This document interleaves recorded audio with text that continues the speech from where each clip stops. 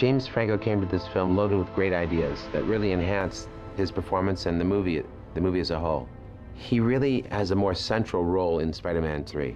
Well, at the end of Spider-Man 2, Harry has learned the awful truth about his friend and his father, although maybe doesn't have the full story. He lived his whole life for his father, and so when his father was taken from him, the only thing he had in his life was to avenge his father's death. Harry's hurting, Harry's damaged.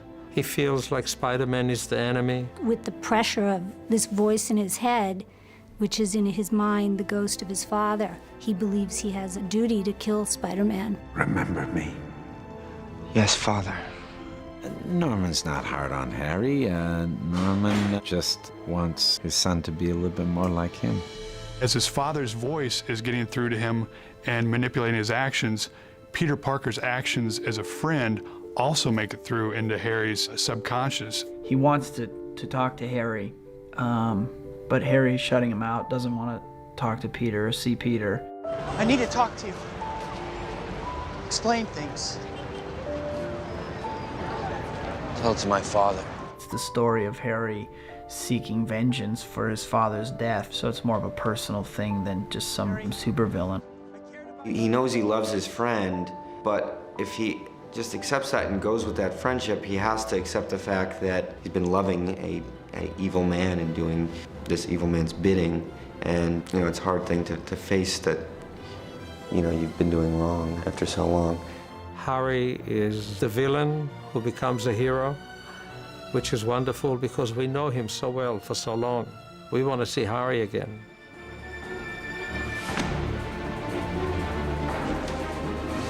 Looks like just in the nick of time. A couple minutes ago wouldn't have been so bad either. What are you gonna do? The theme of Spider-Man 3 of growth, of redemption, and ultimately of learning forgiveness. And it was very important to Sam, and I think when people watch this movie and when they come to the finale, they'll see that shine through.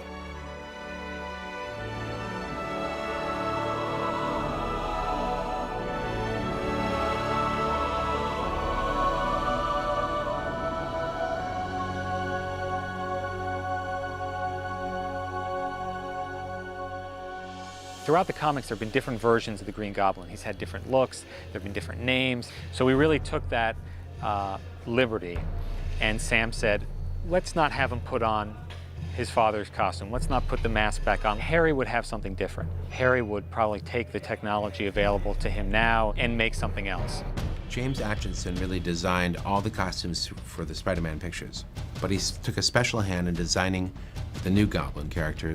Also, James Franco gave us a lot of good input that James Atchison incorporated into his designs. So this is basically a kind of based on a cross between SWAT and a kind of Black Knight, a knight that has a sense of armored cuirass and helm, but with really rather nasty kind of attributes like blades that come out of his arm and a pretty sophisticated and elaborate snowboard. He wants to create something that is going to get the job done and just take out Peter Parker.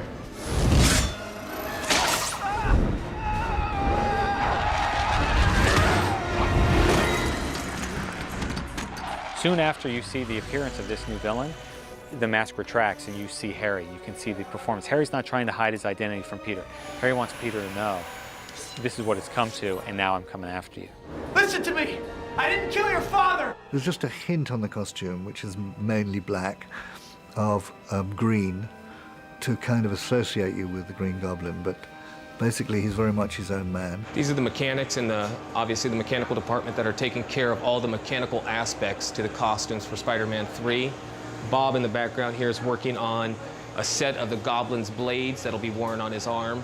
From the production concepts, we CAD design in the computer the shapes and sizes, and we actually fabricate all that in-house. We do the polishing and sharpening, and then we'll do a final assembly and tuning. James Atchison did a lot of the design work, the actual concepts and the physical look of the pieces. We've been working with him, collaborating back and forth, you know, modifying and refining the designs.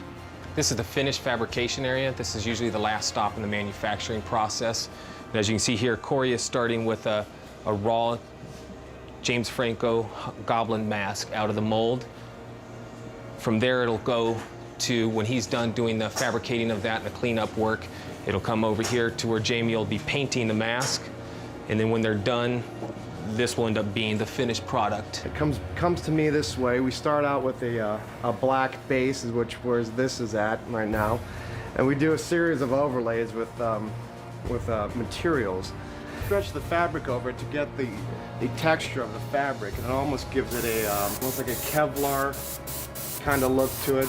If you can see it in the light, you can see the grid that the fabric left on after I painted it.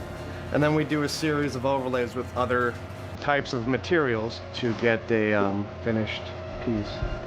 How do you take that technology that his father developed in #1 and take it to the next level for #3? So now we've got a Goblin glider that's a little bit more sleek, that's a little more agile. We don't really want to spend much time. It's like old glider, drawing 1, 2, hardware, and the thing.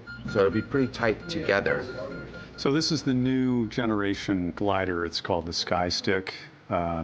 Here's the older generation. When this flies, all the rotors move. His feet get sucked onto here. It's got a video display. As the engine moves, the direction of the board moves. This is all servo controlled. It was a matter of just going to different areas, sports, military, everything, and pulling the most useful bits from each. He can ride it going straight or sideways. He can spin it around. He can use it actually as a hitting weapon too, what Sam calls sky jitsu. They go from the usual environment that you've seen in Spider-Man 1 and 2, and then enter this alley pretty quickly.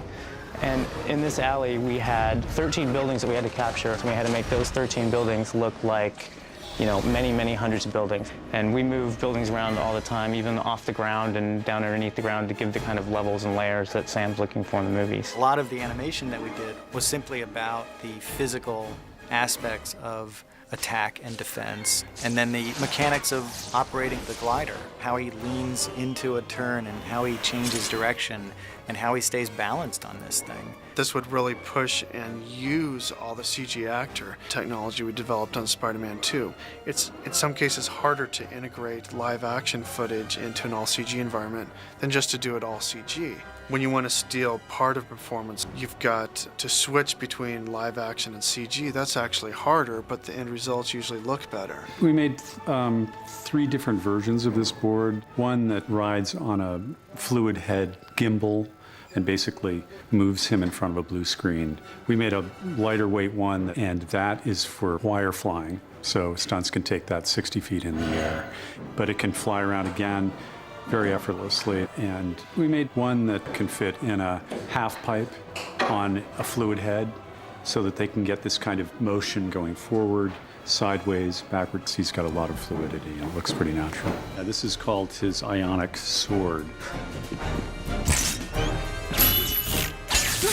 It's got electrical current that comes shooting out of here and runs the length of the sword. We were having the Sky Stick, fires up out of control, so it's flying around the room, knocking down, all this lab equipment. And since the Sky Stick is a CGI element, we're having to create the interaction with computer elements. And action! It's very challenging for timing, and you have 7 special effects guys each in charge of knocking over a table or a console. 4 other guys are blowing up brick columns and exploding lights. Truthfully, I love it, and I'd love to make $1 million. I don't know if it will happen, but, well, it's not gonna happen. I died. The secret's out. I'm dead. So I'm not gonna make more than 3, but I really have had a blast.